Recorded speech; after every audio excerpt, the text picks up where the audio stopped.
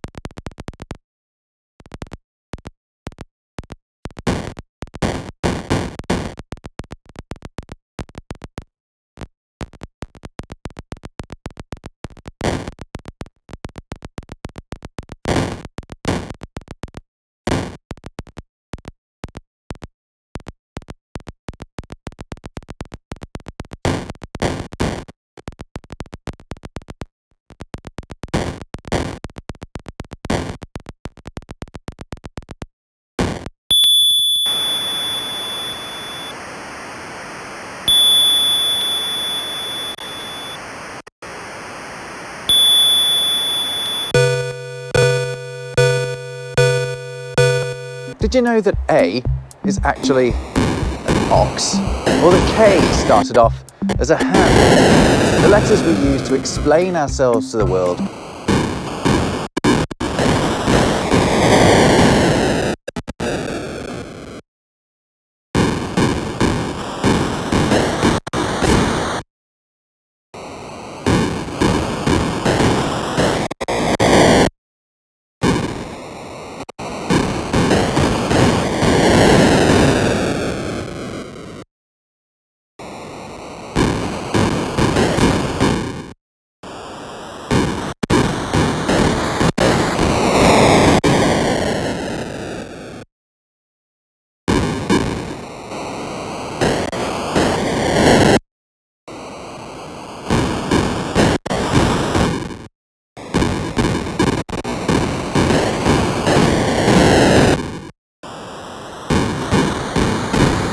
Also have their own stories to tell. Tales as old as the pyramids of Egypt, the tragedies of Greece, and the legions of Rome. In this video, we'll explore the origins of our alphabet. Who was the first to see a C, to write out Y, or to have a P? And what on earth is a naked P? Let's answer all of these questions and more in another Robwords. This is the alphabet. You probably knew that. More specifically, it's our alphabet. Not all alphabets look like this. In fact, our alphabet gets its name from someone else's alphabet. You've perhaps also heard this referred to as the Roman or Latin alphabet. That's because the majority of these mixtures of bendy and straight lines were settled in the configurations that we now know them by the scholars of Rome. However, behind each of these simple shapes is a story that goes way back, in some cases 6,000 years. The letter A, for example, started out as an Egyptian cow, or at least this Egyptian hieroglyph of an ox. You may not think of the letters of the alphabet as being pictures of anything, but in some cases that is precisely what they are. The Egyptians famously constructed their sentences using these pictographs that we call hieroglyphics, with each one representing a word. But a lesser known fact is that hieroglyphics were sometimes used kind of informally just to represent individual sounds. You could then use them in combination to represent words. For foreign workers in Egypt, for example, it was easier to build the word you wanted to write using these sounds than to remember which of the around 1,000 hieroglyphs represented that specific concept. So, say you couldn't remember the hieroglyph for time, which for some reason was this picture of, I don't know, a button? Well, you could instead approximate the sound using the hieroglyph for the T sound plus the hieroglyphs for I and for M. Except, of course, you couldn't, because that would spell out the modern English word for time and would not help you communicate with anyone in ancient North Africa. But you get the system that I'm trying to explain to you here. Anyway, some of those foreigners I mentioned were a group called the Canaanites, and they came from the Middle East.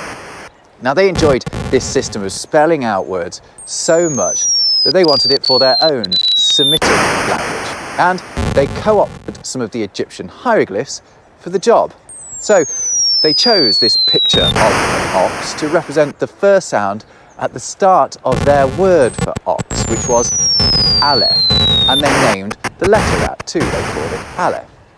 Next, they took this Egyptian hieroglyph, which is supposed to be a representation of a sort of hut, and used it for the first sound in their word for house. Now, these two pictures became the first of 27 representing all of their consonant sounds. You see where this is going? The Phoenician civilization was the next to get hold of these letters. They tweaked them just a little bit, then handed them on to the Greeks, who changed their names to Alpha and Beta to better fit their way of speaking. And that is where alphabet comes from.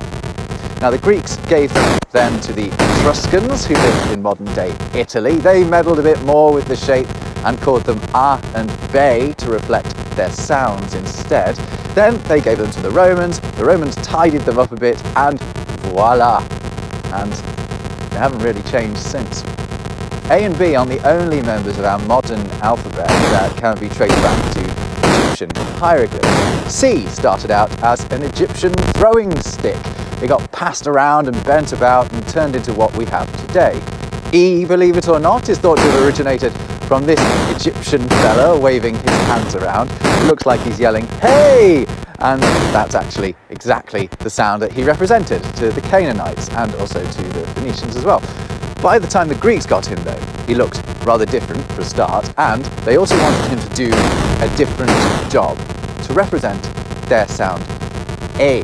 So they dropped the H at the start and named that letter Epsilon, which means naked E, because it had been stripped of its H. K is thought to have started out as a hieroglyph of a hand whose fingers simplified and spread, and M was some wavy water. I mean, it basically still is, isn't it?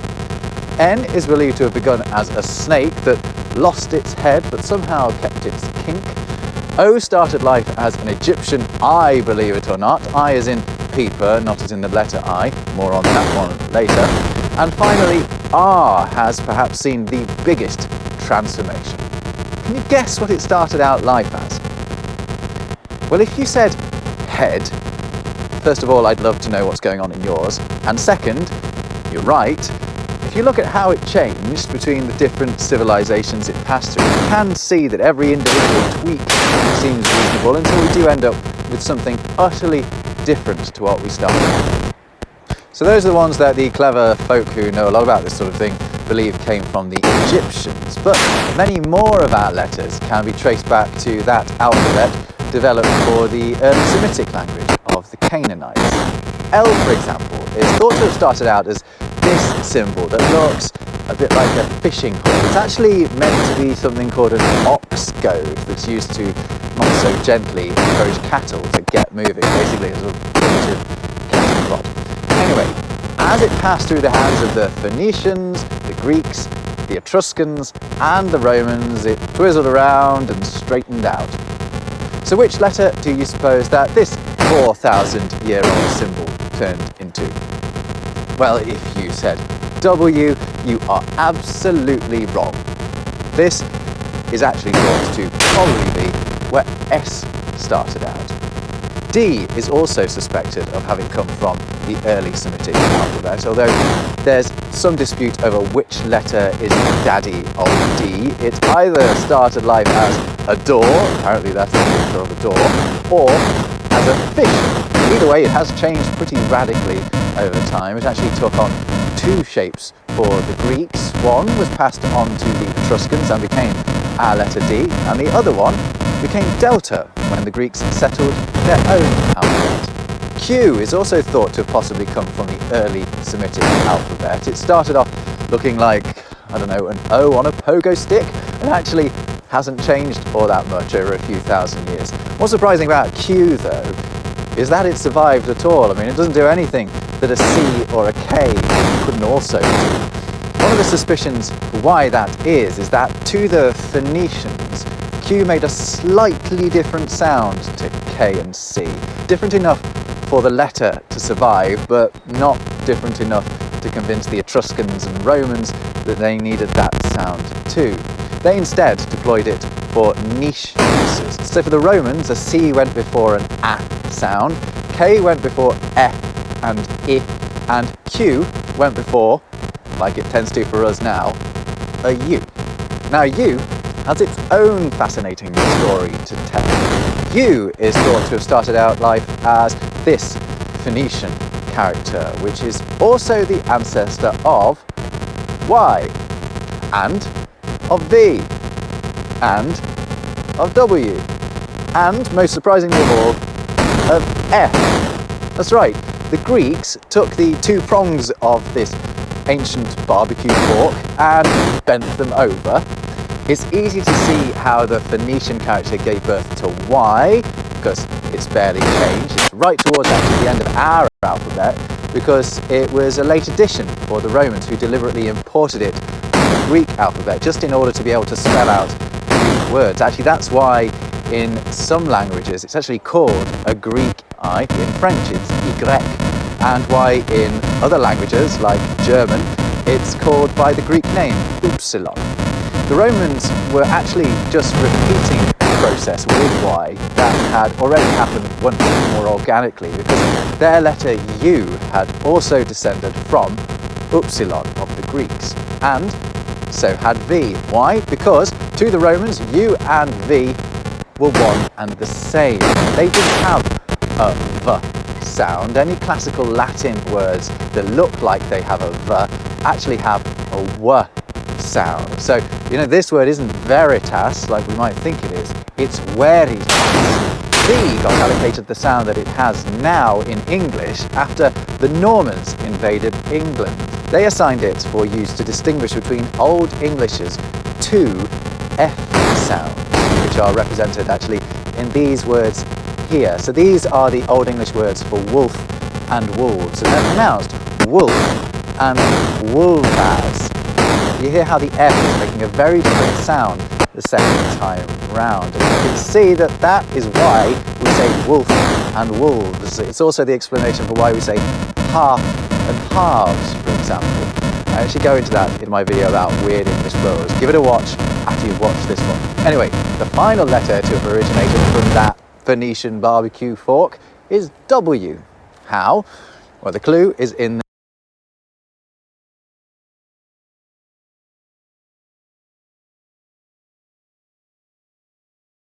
name. W started life as just a double U, two U's next to each other, although they often looked like V's because, as I said, to the Romans, U and V were the same.